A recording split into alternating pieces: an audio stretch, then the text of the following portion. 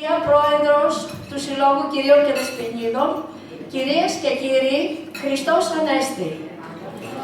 Μέσα σε αυτή τη χαρμόσυνη ατμόσφαιρα της αναστάσιμης περίοδου, κληθήκαμε σήμερα όλοι εδώ για να αποδώσουμε φόρο τιμής στο πρόσωπο της μητέρας. Ανάμεσα λοιπόν στις τόσες επετείους των σημαντικών γεγονότων που σημαδεύουν βαθιά την ανθρώπινη μνήμη, δεν ξέρω αν υπάρχει μια μέρα τόσο ζεστή, τόσο πανανθρώπινη, όσο αυτή που είναι καθιερωμένη για να τιμήσει τη μητέρα. Η δεύτερη Κυριακή του Μάη έχει επικρατήσει διεθνώς ως η ημέρα για τη γιορτή της μητέρας.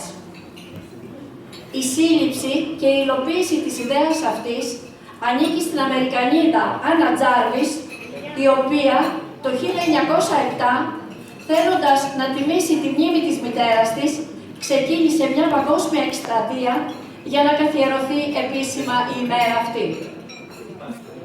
Γιορτάζοντας τη μητέρα, τιμούμε το ανθρώπινο γένος. Εκφράζουμε κατά τον καλύτερο τρόπο την ευγνωμοσύνη μας για τη